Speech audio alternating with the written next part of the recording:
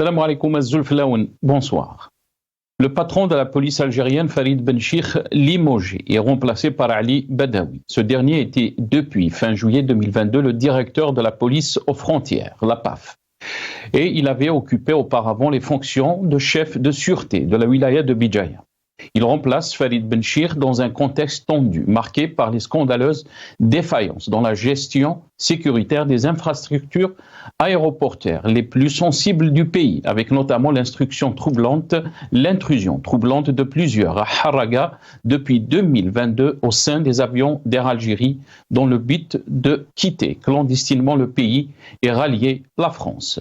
Ces multiples défaillances à plusieurs reprises entre 2022 et fin 2023, et ce à travers 3 aéroports stratégiques du pays, Constantine, Alger et Oran, ont fini par provoquer la chute de Farid Benchir, le patron de la police.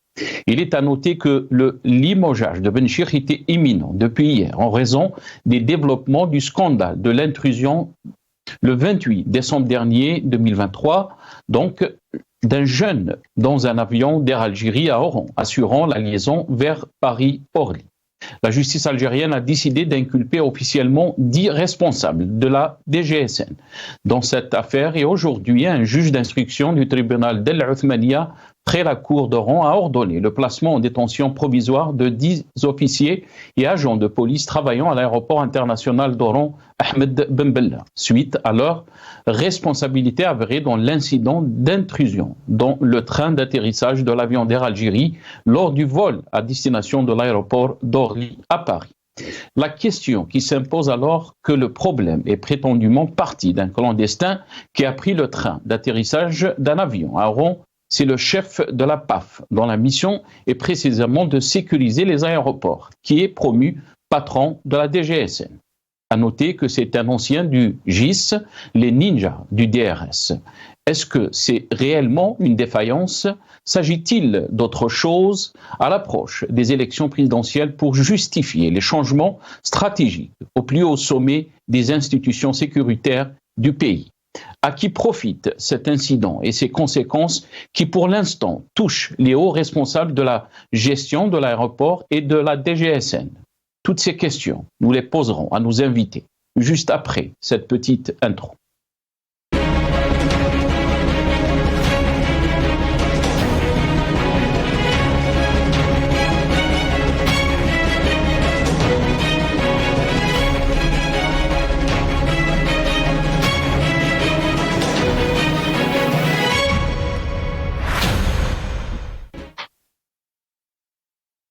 Le directeur de la DGSN limogé, un limogeage et des interrogations, le titre de notre émission pour ce soir. Et pour en parler, j'aurai le plaisir d'accueillir dans cette émission Mohamed Khelfaoui, analyste sécuritaire. Il sera avec nous depuis Alger par téléphone. On aura aussi le plaisir d'accueillir Kamel Mouktefi, universitaire et militant, analyste politique. Il sera avec nous depuis le Canada via Skype. Il est avec nous. Kamel Mouktefi, bonsoir. Merci beaucoup d'avoir accepté l'invitation. Bonsoir, c'est Nassar. Bonsoir à toute l'équipe de Maghribia. Bonsoir à ceux qui nous écoutent. Bonsoir à vos invités. Merci pour l'invitation. Merci beaucoup, Kamel Mouktefi. On aura aussi le plaisir d'accueillir Karim Kbir, journaliste, ancien rédacteur en chef du journal Liberté. Il sera avec nous depuis Alger, par téléphone. Kamel Mouktefi, je vais commencer cette émission avec vous.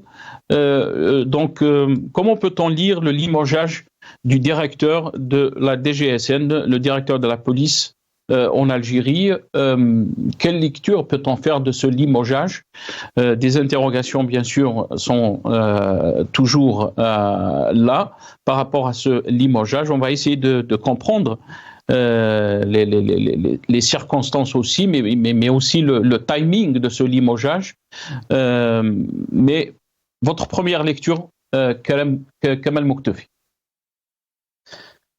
Oui, cet événement de limogeage du DGSN, du directeur général de la sécurité nationale, ne peut pas être dissocié d'un autre événement que j'ai lu dans la presse. C'est le limogeage et le remplacement du directeur aussi de l'Moudjahid.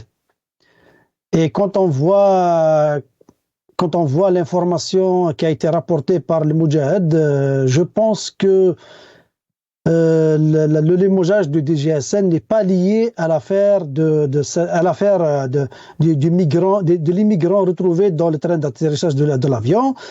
Parce que c'est un phénomène mondial. On retrouve aux États-Unis une centaine de migrants retrouvés dans les trains d'atterrissage. En France, et on trouve ça partout et on ne voit pas les hautes autorités se faire sanctionner comme ça parce que il y a quelque chose, un événement de ce genre qui arrive. Juste à titre de rappel que quand c'est arrivé en France, quand il y avait un immigrant qui est venu de Washington, mais visiblement il est parti de l'Afrique à partir de l'avion américain, quand il est parti mais ils l'ont découvert à partir de Washington vers la France, et l'ont retrouvé mort en France dans le train d'atterrissage. L'agent, un haut responsable d'Air France avait déclaré que ce phénomène, il existe, et malgré toute la sécurité qui est établie au niveau de l'aéroport français, mais c'est pas hermétique à 100%. Ça reste toujours qu'il y a des zones qui ne peuvent pas être couvertes par la sécurité et ce genre d'événements peuvent arriver partout.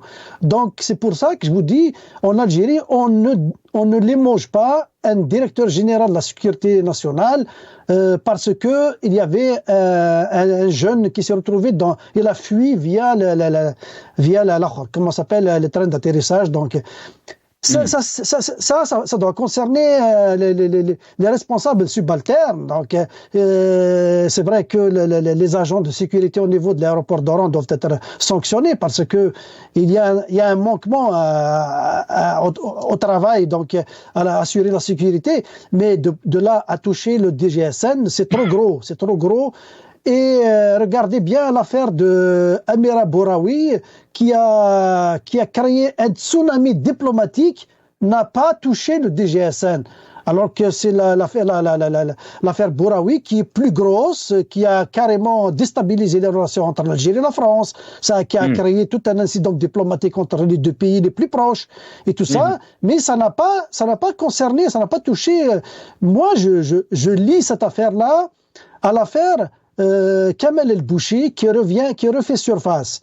Quand cette affaire de Kamel El Bouchi, donc l'affaire de la cocaïne, 700 kilos de cocaïne qui est remise au goût du jour à la veille des élections présidentielles, ça démontre l'amplitude du séisme qui touche la cour du Sérail. Ce séisme à intensité moyenne, on va attendre d'autres secousses qui vont arriver encore parce que le séisme, il y a des secousses qui viennent après la première.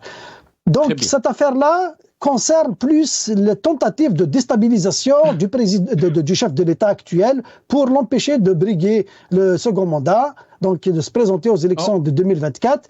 Et le Moudjahid qui a été actionné pour remettre l'affaire d'El Boucher au goût du jour. Et quand on parle d'El Boucher, automatiquement, le fils du président, il est lié, du chef de l'État, il est lié. Donc on l'a vu, il a été emprisonné, puis libéré, juste après avoir été choisi comme président. Donc moi, je lis cette affaire-là à l'affaire El Boucher. C'est pour toucher Khaled Tebboune et déranger Tebboune à travers ça. Donc les clans et on va revenir sur le timing, Kamel Mouktefi. On va revenir sur le timing, mais aussi la question que vous avez posée, elle est très importante. Pourquoi donc seulement le directeur de la DGSN qui a été limogé dans cette affaire? Bien sûr, il y a aussi d'autres responsables, si on peut dire, au niveau de l'aéroport d'Oran qui ont été donc aussi poursuivis en justice par rapport à cette affaire. On a avec nous Monsieur Mohamed Khelfaoui qui est analyste sécuritaire. Il est avec nous depuis Alger par téléphone.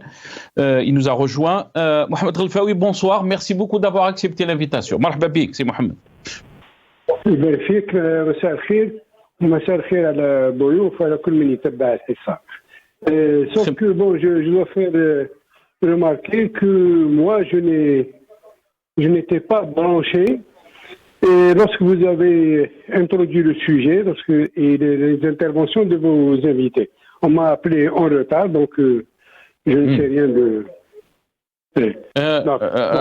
Absolument. Il y a un petit souci avec le téléphone. Désolé, Mohamed Khelfaoui, mais on est très content de vous avoir donc dans cette émission. On va revenir bien sûr sur le limogeage du DG, donc le patron de la police, Farid Benchir. Qu'est-ce que vous en pensez? Bien sûr, c'est relié par rapport à l'affaire du jeune Haraga qui a été trouvé donc dans le train d'atterrissage d'un vol arrivant d'Algérie, donc d'Oran, à l'aéroport d'Orly. Mais avant de vous donner la parole, Mohamed Khelfaoui, on va juste regarder cette petite vidéo concernant donc le patron de la police, l'ancien et le nouveau. من هذا المقام أن أتوجه بكل آيات الشكر والامتنان للسيد رئيس الجمهورية القائد الأعلى للقوات المسلحة ووزير الدفاع الوطني على الثقة التي وضعها في شخصي بتنصيبي على رأس مؤسستنا العريقة.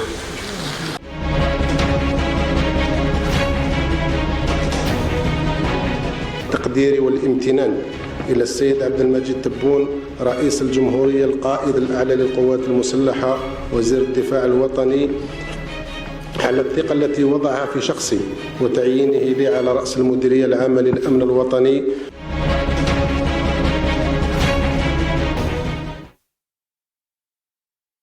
Mohamed Khelfaoui, comment peut-on lire ce limogeage donc du patron de la police, Farid Benchir? D'après vous, est-ce qu'elle est liée donc à ce jeune Haraga qui a été retrouvé donc dans le train d'atterrissage d'un vol arrivant donc de l'aéroport d'Oran? Mohamed Khelfaoui? Je dirais que avant que cette décision de limogeage du DGSN ne soit prise, il y a eu une enquête. L'enquête a eu ses conclusions, est passée par la justice et la décision a été prise. Donc c'est le contenu de l'enquête, les conclusions de l'enquête qui ont présidé ou qui ont aidé à la décision du limogeage du DGSN, comme à la mise à l'écart ou aux sanctions au niveau de la police d'Oran, la police chargée de la sécurité de l'aéroport à Oran.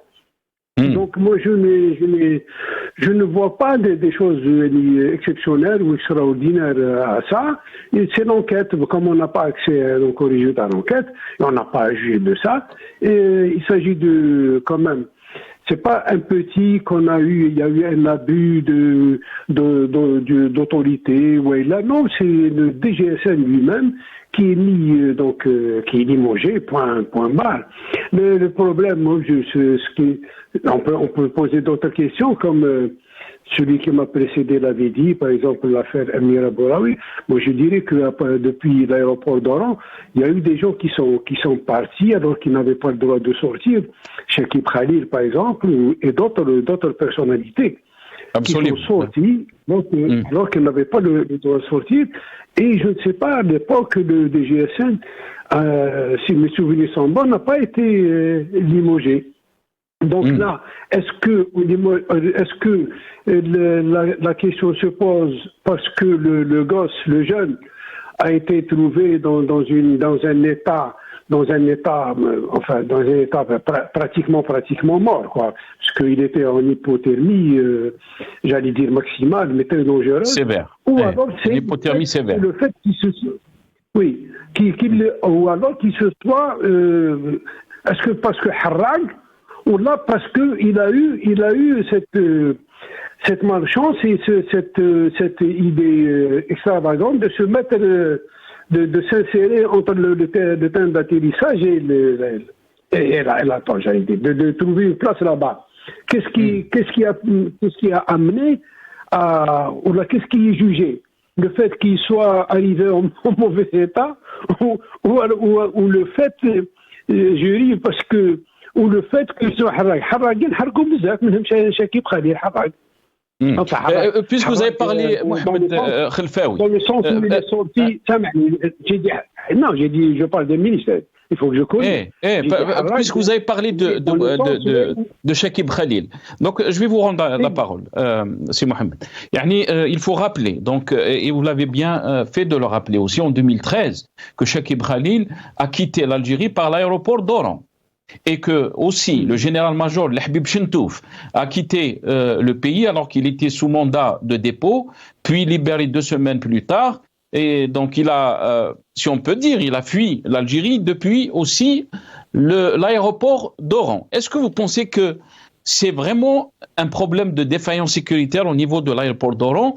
La question se pose aussi, Mohamed Khelfaoui. Il n'y a pas d'autre réponse. Il y a une défaillance sécuritaire. Il n'y a pas à s'interroger autrement.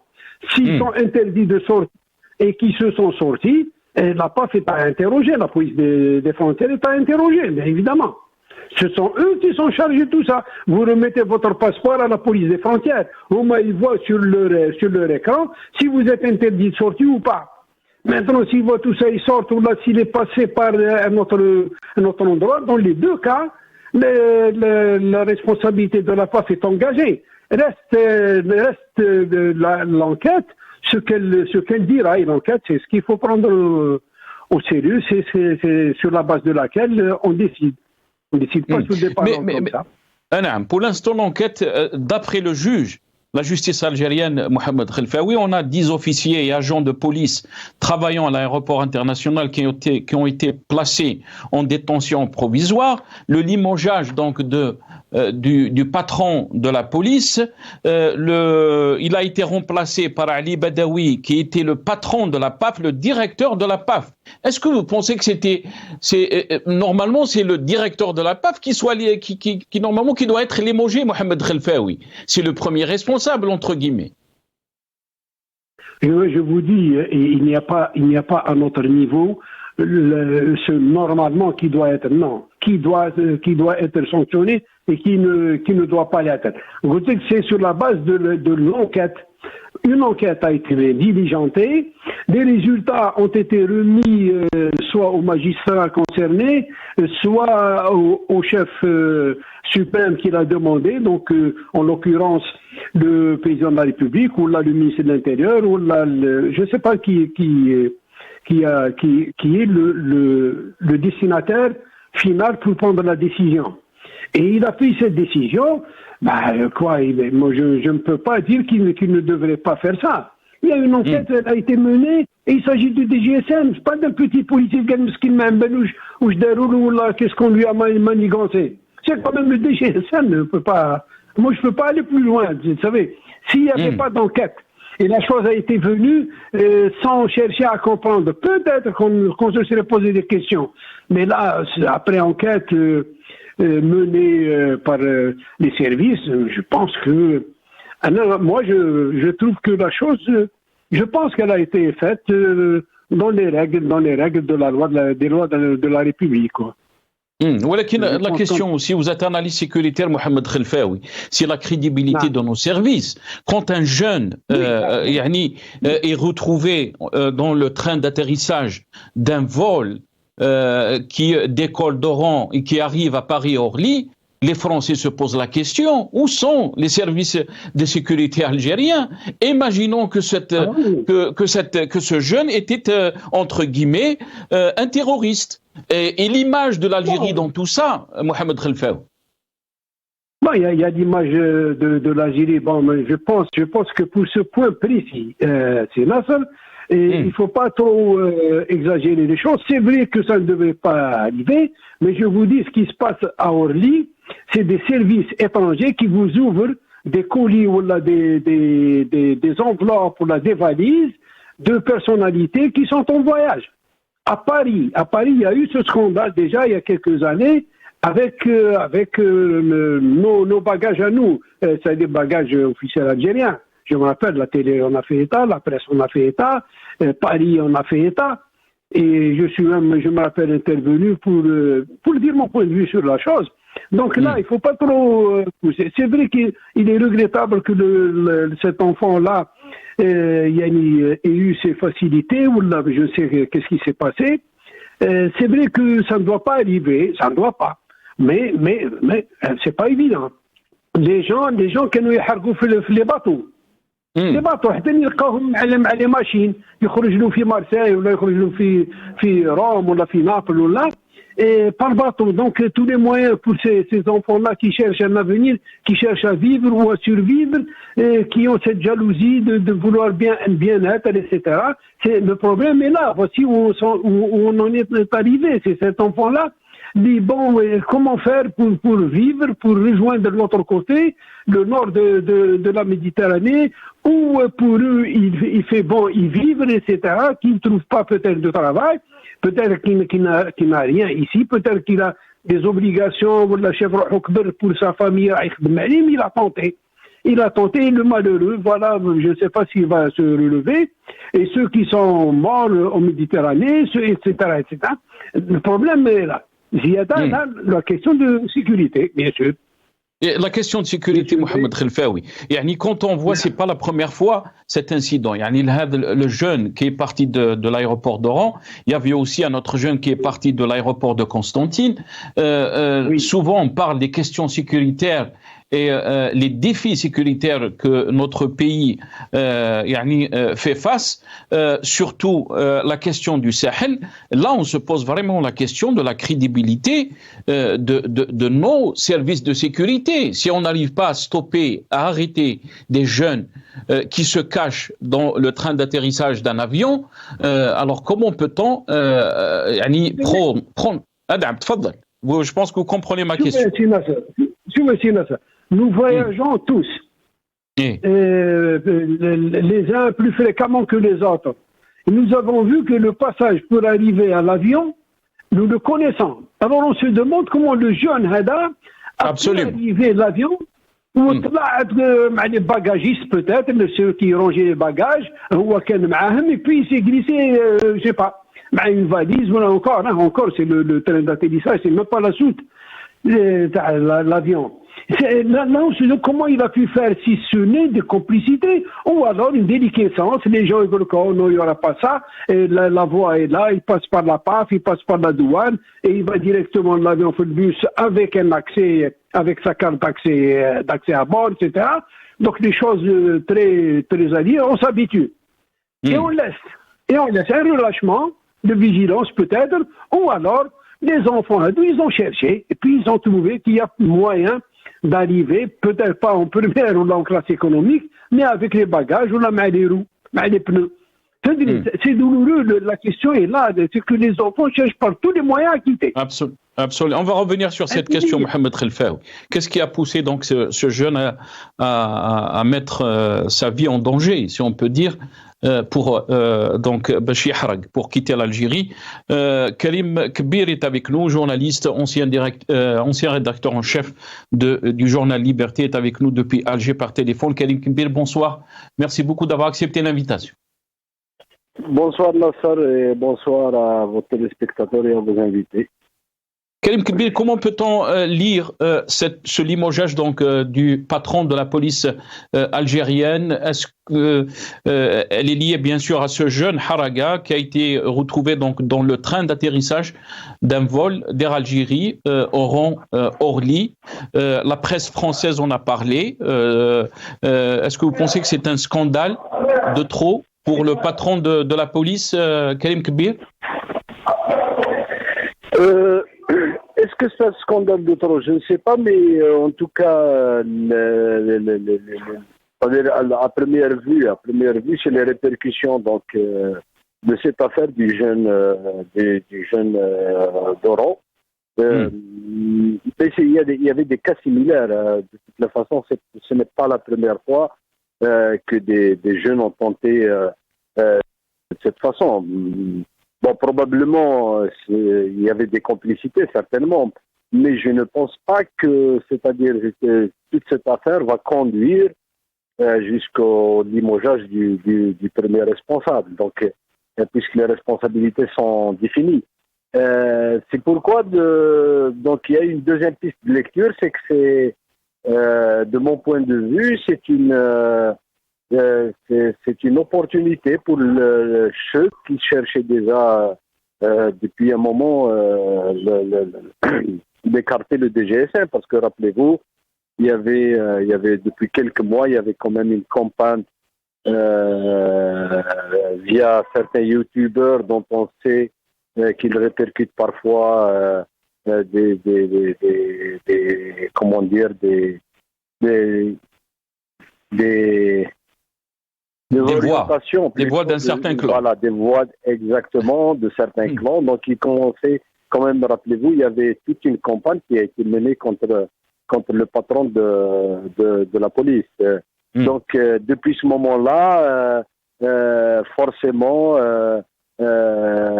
c'était prévisible que ça va arriver. C'est parce que moi, je suis de ceux qui pensent que ce genre, quand on ouvre le feu comme ça par des influenceurs ou par des gens plus ou moins, ils sont suivis, quand on s'attaque comme ça à une personnalité publique, c'est que quelque part, on lui prépare donc une porte de sortie.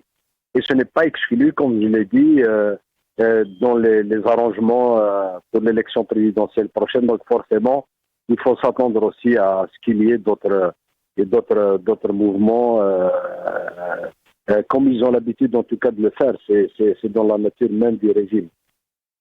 Donc vous pensez, Karim Kebir, que ce limogeage est lié entre guillemets à une lutte clanique, mais aussi lié aux élections présidentielles? Oui, absolument. De mon point de vue, tout est lié au prochain rendez-vous électoral. Donc, il y a des arrangements, il y a des rapports de force. Donc forcément, ce genre de situations se produisent assez souvent. En tout cas, c'est des trucs que nous avions déjà vécu par le passé. Donc, cette année, ça va pas faire exception. Mais comme je l'ai dit, même si on peut faire le lien avec l'affaire du jeune de Oran, mais on peine quand même à croire que cette affaire va conduire jusqu'au limogeage du DGSN. Mais bon, cela dit, dans l'absolu, bien sûr, quand il y a un scandale de cette nature, mais bien entendu, il faut situer les responsabilités, il faut que ceux qui ont failli doivent payer.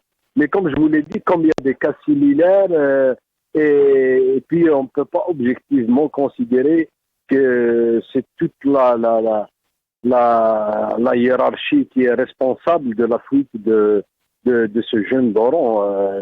C'est pour ça que je vous dis qu'il y a forcément d'autres considérations. Donc ça a été qu'une opportunité pour le mettre à l'écart.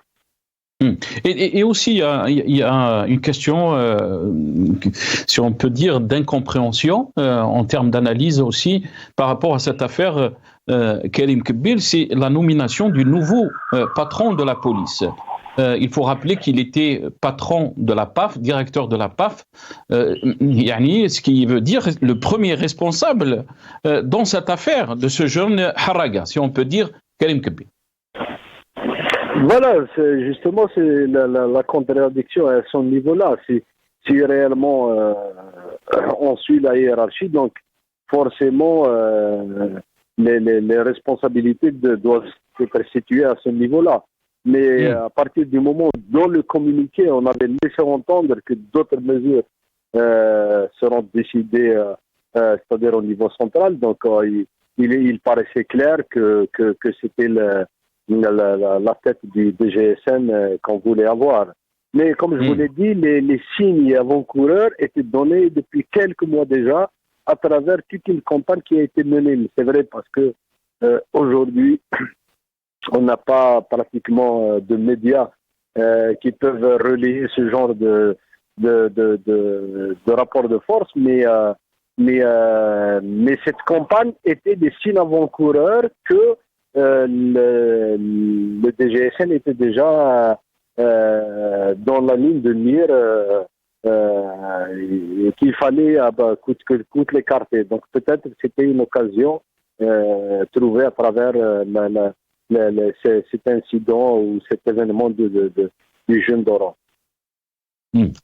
Est-ce que vous pensez qu'il y aura des rebondissements par rapport à cette affaire encore, Karim Kebir? Bon, vous avez parlé du rôle des médias, malheureusement, ce rôle a été limité en Algérie, presque inexistant par rapport surtout à des affaires comme celle-ci. Karim Kebir. Oui, mais je vous cite aussi, par exemple, certainement, il y aura des répercussions, mais pas seulement. C'est-à-dire, regarde, prenez le cas, par exemple, il y avait le procès de Kamel Bouchi qui devait avoir lieu et qui a été reporté. Comme c'est un lourd procès qui pouvait faire éclater des choses, et ben on l'a reporté. Donc et il faut pas exclure qu'il ne se tiendra pas. Il y a certains indices comme ça. Je pense personnellement, par exemple, la loi sur les partis politiques qu'on avait évoquée, mais qu'on risque pas de faire passer parce que ça risque un peu de parasiter un peu la campagne pour la présidentielle prochaine. Donc voilà, il y a un certain faisceau d'indices comme ça qui dénotent des arrangements, des replacements, des reclassements en perspective justement de cette élection présidentielle. Donc c'est comme d'habitude, ce sont des rapports de force et dans les prochains mois, on verra encore plus des événements de cette nature. Merci beaucoup Karim Kebir. Karim Kebir, vous étiez avec nous, donc journaliste, ancien rédacteur en chef du journal Liberté, vous étiez avec nous depuis Alger. Merci à vous. Kamel Mouktefi, l'analyse de Karim est pertinente aussi, dans le sens on se pose la question à qui profite ce limogeage. Oui, effectivement, on doit se poser la question sur la coïncidence de ces événements. Moi, j'ai cité aussi l'événement de limogeage du directeur de Moudjahid. Comme par hasard, suite, il vient juste de parler de l'affaire d'El Boucher. Boucher, quand on parle d'El Boucher, ça concerne le fils aussi de l'actuel chef d'État.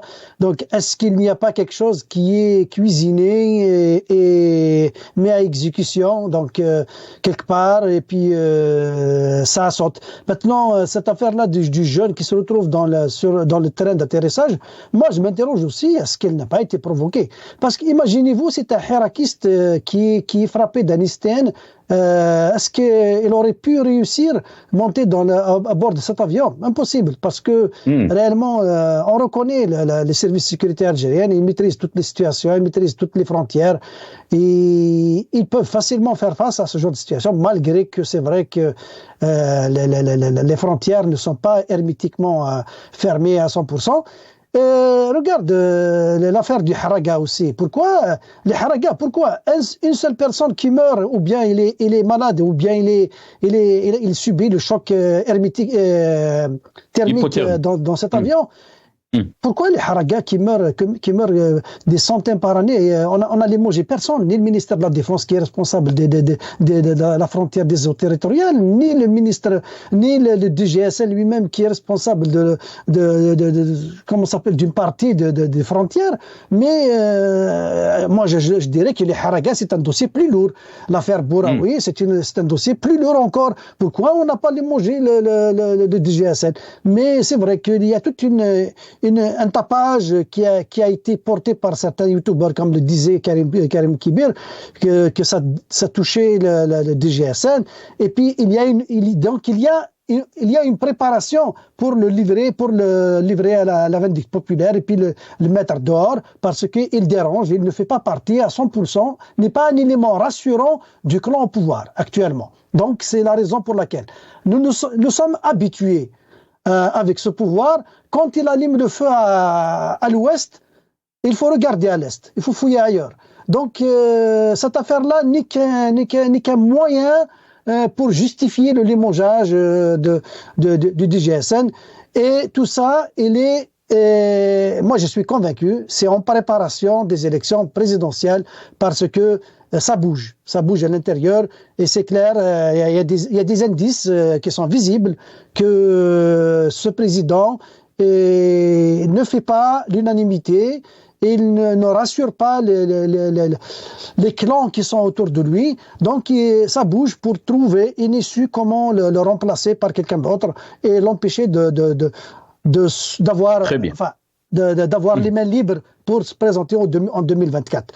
Donc moi c'est ça, parce que toutes ces coïncidences-là concordent à ne pas croire que cette affaire du jeune qui est monté dans un avion, parce qu'on a déjà vu par le passé plusieurs jeunes qui sont montés dans le train d'atterrissage, partir ailleurs en Europe, en Amérique, pour fuir l'enfer imposé dans le pays, et personne n'a été inquiété. Au contraire, c'est le silence. On essaye d'étouffer réellement, ne pas médiatiser. Mais là, quand on médiatise, c'est qu'il y a anguille sous roche. Il faut chercher ailleurs la raison. Ce n'est pas la raison n'est pas à Oran, n'est pas elle est ailleurs, n'est pas à l'ouest, elle est à l'est. Restez avec nous, Kamal Mouktefi. Mohamed Khelfaoui, vous avez parlé de la question aussi qu'on doit se poser, pourquoi ces jeunes choisissent donc de risquer leur vie et de quitter l'Algérie. Des jeunes, ils sont pas très âgés quand on parle de ce jeune qui n'a même pas 20 ans. Mais la question aussi, du côté du pouvoir, on parle d'une nouvelle Algérie, d'un espoir des jeunes qui a été redémarré, si on peut dire, ou un espoir qui parle de cette nouvelle Algérie et de Quwa Dhariba. Et là, on se dit que quand on voit des jeunes qui sont dans le train d'atterrissage d'un avion, l'image de l'Algérie a été ternie, si on peut dire, Mohamed Khelfaoui. Et la question qui se pose, elle est où cette Quwa Dhariba? L'image de l'Algérie est ternie par Harraga. Moi, je n'irai pas jusque-là. Seulement, j'invite ceux qui nous suivent à essayer de se rappeler, en même temps de mettre sur le plateau la faiblesse ou le manque de vigilance des postes frontaliers vers l'Est, de l'événement Amir Abouraoui, pas en tant qu'événement Amir Abouraoui, mais en tant qu'événement de passage d'une ISTM. Vous me comprenez? Où est la vigilance de la PAF? Je ne parle pas de Amir Abouraoui, non. Je parle de l'événement, c'est-à-dire traverser un poste frontière où il y a une PAF, et alors que les censés ne pas pouvoir. La deuxième, vous ajoutez Constantine. La troisième, vous ajoutez Oran à plusieurs reprises. C'est dire que nos postes de sécurité policière, PAF, au niveau des points de nos frontières, aussi bien aéroportuaires ou les frontières terrestres, ça devient comme un fromage de camembert, quoi. C'est troué un peu de partout. D'où peut-être l'idée de ramener un autre DGSN, en l'occurrence un spécialiste, puisque vous me dites qu'il était chef de la PAF, peut-être pour remettre de l'ordre et mettre un peu de sérieux c'est-à-dire donner un coup de pied dans ce dortoir où tout le monde dort. Allez, réveillez-vous. Peut-être, je dis ça comme ça, vous me demandez d'analyser avec très peu de données. Et l'autre organisme, moi, je pense que c'est lié, ça a un rapport avec l'élection présidentielle. Peut-être, puisque c'est dans une année, donc ce changement-là. Même je vous assure que moi, je n'ai pas ce sentiment, mais bon, on peut le penser, cas comme cas. Mais sinon, moi, c'est ces postes frontaliers qui sont devenus troués de partout, et il y a des courants d'air partout, on ne peut pas se sortir. Mais vous avez parlé, c'est Mohamed Khelfaoui, de la déliquescence dans votre analyse. Oui, c'est ça. Et quand on parle de déliquescence, et là la question se pose aussi, un pays comme l'Algérie, quand on entend le discours des responsables algériens, on se dit que c'est un pays qui a des services de sécurité très respectueux, qu'on a quand même des mécanismes de sécurité, que ce soit au niveau des frontières terrestres ou là au niveau des frontières aériennes, au niveau des aéroports. Quand même, on doit passer au moins 6 à 7 points de sécurité pour arriver à l'avion. Et là, on se pose la question, comment ces jeunes-là arrivent à aller à se cacher dans le train d'atterrissage ou dans un avion, alors que la sécurité, tous les Algériens la connaissent au niveau des aéroports. Il n'y a pas eu des jeunes, par exemple, militants politiques qui ont été touchés par l'interdiction de sortie du territoire national. On n'a vu aucun jeune quitter le territoire national, harag, entre guillemets. Non, il y a plusieurs choses. Il y a d'abord la maturité de l'activiste politique par rapport au harag, qui cherche une survie. Et d'ailleurs, il faut ajouter à ce que vous dites, Nasser, pour que les gens puissent suivre et comprendre, pour ne pas les induire dans des directions un peu pas claires.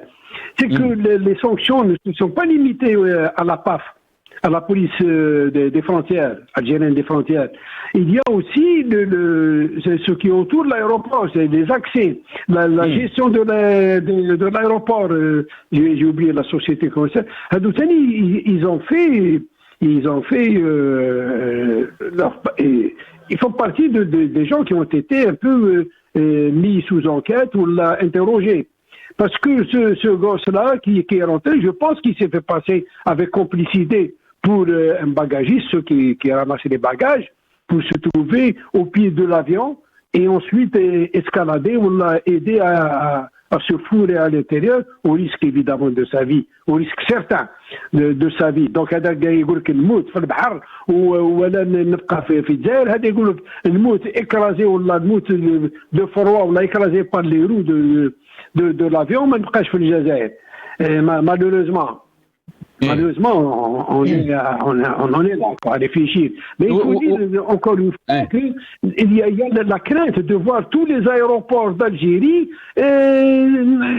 c'est-à-dire demain on pourra nous dire de Béchar, quelqu'un a pris le vol, il s'est trouvé à Malaga, ou quelque part en Espagne, ou à Rome.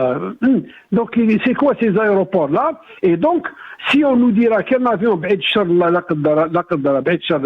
c'est juste pour donner l'exemple, il qu'un avion algérien a été détourné, ben oui, si ces jeunes-là peuvent rentrer comme ça, pourquoi pas un terroriste avec un simple PA et le pilote, le PA,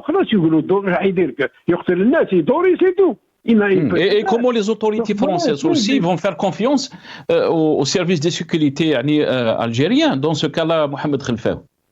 Quand on parle seulement de ce cas, de Oui. Ben c'est ça qui fait mal, c'est que les répercussions peuvent aller un peu loin, peuvent nous porter préjudice à notre aviation, etc. Parce que là, à chaque fois nous interceptons, là nous trouvons quelqu'un caché sans que vous sachiez quoi que ce soit. C'est que demain on va trouver des bombes. Maintenant, sans exagérer, على كل حال لا قدر الله اللي وصل الامر هذا انما pourquoi pas. D'où peut-être la sanction assez sévère. D'ailleurs, tout le monde a trouvé que la sanction est sévère puisqu'elle a touché en lieu, mais et pour cause. Il y a 3 points d'Ismaïl 3 points qui ont fait un peu de bruit, 3 points d'accès qui ont été violés. Et les gens sont là, ça se passe du bon temps, même et puis les gens passent, reviennent, et qu'est-ce que vous faites là-bas? Qu'est-ce que vous faites? Il y a un coup de pied dans la fourmilière, et comme j'ai dit tout à l'heure, un coup de pied dans le dortoir, parce que tout le monde semble dormir. Oui, la question aussi, Mohamed Khelfaoui, je vais la poser à vous, mais je vais vous laisser le mot de la fin. La question aussi, je vais la poser à Kamal Mouktefi, il ne me reste pas beaucoup de temps. C'est que les Algériens se posent la question, mais pas que les Algériens, mais aussi les pays avec qui nous avons des relations. Ils se posent, est-ce qu'il y a un pilote dans cet avion Nouvelle-Algérie, entre guillemets? Kamal Mouktefi. Oui, bah, ça dépend à quel pays on pose. C'est quel pays qui pose ce genre de questions. Les puissances mondiales, les puissances occidentales, ils savent. Il y a pas de pilote. Donc c'est un avion téléguidé. C'est un avion à guidage automatique. Et puis il est téléguidé de l'extérieur aussi. Hein, donc il n'est pas téléguidé de l'intérieur. Donc plus ça ne dérange pas les intérêts de ces puissances, donc l'avion peut rester comme ça dans les airs sans qu'il soit guidé par un réel pilote choisi par le peuple. Donc ils savent, la France, les États-Unis, l'Amérique, ils savent qu'en Algérie nous avons besoin d'une dictature pour pouvoir piller les richesses, pour pouvoir utiliser l'uranium du Sud, l'or, le phosphate et tout ce qu'il y a dans le sous-sol algérien. Et aussi faire des affaires autrement, sauf dans le cas où leurs investisseurs sont dérangés par la justice algérienne, qui est une justice aux ordres, parce que plus la justice est aux ordres, plus l'investissement direct du financement étranger direct en Algérie, il est impossible. Nous l'avons déjà vu que des exemples existent. Donc, pour répondre à votre question, ils le savent que l'Algérie n'est pas un avion guidé par un pilote bien formé. C'est un avion téléguidé de l'extérieur et toutes ces puissances participent. Ils ont Kamal Mouktefi. On a perdu Kamal Mouktefi. Je vais vous laisser le temps, Mohamed Khelfaoui. Je ne sais pas si vous avez entendu ma question. Oui, j'ai entendu. Oui. Absolument. Je vous laisse le temps, le mot de la fin par rapport à cette question. Qu'est-ce que vous en pensez, Mohamed Khelfaoui? Beaucoup d'inquiétudes quand on voit des choses comme ça, quand on voit l'image de notre pays. Là, on se pose la question. On est en train de parler d'un jeune qui a pu arriver donc au train d'atterrissage d'un vol de Oran à Orly. La question qu'on se pose, bien sûr, les Algériens, depuis l'avènement du Hirak, est-ce que vraiment il y a un pilote dans cet avion Nouvelle-Algérie? Si vous voulez, la question est, y a-t-il un pilote qui pilote l'avion Algérie? Je crois que c'est les gens qui se posent ce genre de questions, c'est un peu pour dire où va l'Algérie aussi. C'est un peu la même chose. Cette question a été posée Mohamed Boudiaf, rahimahullah, notre grand moujahid de ces hommes-là historiques. Et Allah yarham kul shuhada. Donc c'est une question un peu, peut-être que ça vient du fait que l'Algérie se débat dans des problèmes d'abord de diplomatie, de politique extérieure, des problèmes tels que par exemple nos relations avec l'Espagne qui ne sont pas rassurantes, je dirais. Et dernièrement avec le Mali, Mohamed Khelfaoui.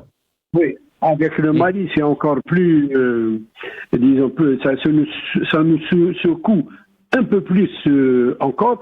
C'est toujours et mon point de vue à moi. Hein. Avec le Niger également, le Maroc, bon, ça c'est classique. Et tu as la Libye, on ne sait pas où. L'Algérie, les Émirats Arabes Unis. Je l'ai dit, je sais pas, peut-être la dernière fois. S'isoler, c'est se fragiliser. Se fragiliser, c'est-à-dire c'est permettre à quiconque de faire ce qu'il veut de nous. Et nous savons la menace, puisque le pouvoir lui-même nous le rappelle à chaque fois. Elle est là, elle existe. Et donc il faut quand même se renforcer, s'assurer d'une certaine étanchéité à nos frontières, d'une certaine position et des États et des pouvoirs centraux ici et là.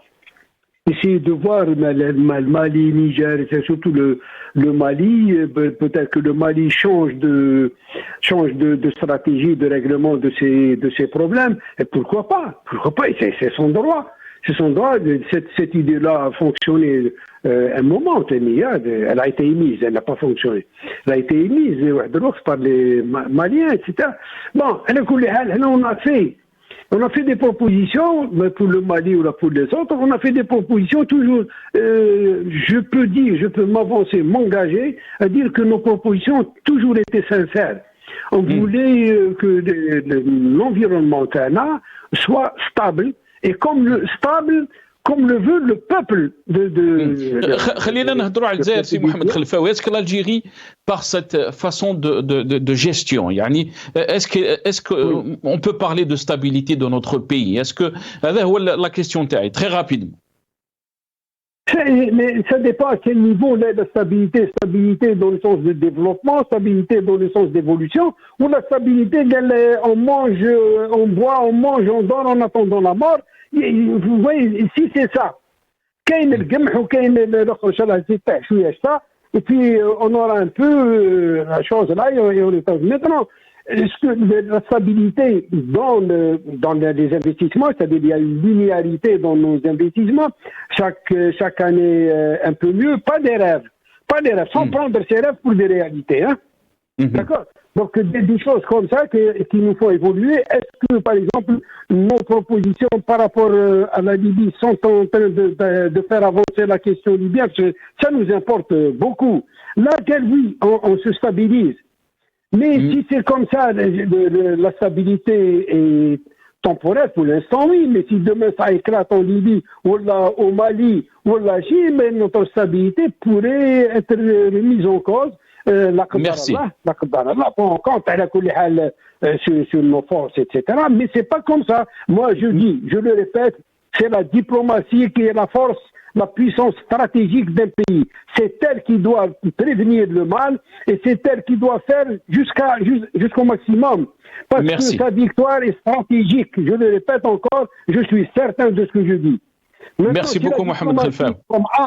Comme arme stratégique s'affaiblit, il faut s'attendre à des choses. Là. Très bien. Atek Saha Mohamed Khelfaoui, désolé, je vous ai pressé parce qu'on a dépassé le temps de l'émission. Mohamed Khelfaoui, analyste sécuritaire, vous étiez avec nous depuis Alger. Merci à vous, merci à Kamel Moktoufi, universitaire, militant politique, il était avec nous depuis le Canada. Merci aussi à Karim Kbir, journaliste, et il était avec nous depuis Alger. Rappel à nos téléspectateurs, l'émission Bisaraha reviendra ce soir, Inch'Allah, à partir de 21h, 9h, heure d'Alger. Donc, marhaba bikoum, li moualfin yayito. Merci à vous d'avoir suivi cette émission. Ya'tikoum saha. Tawa ala khair.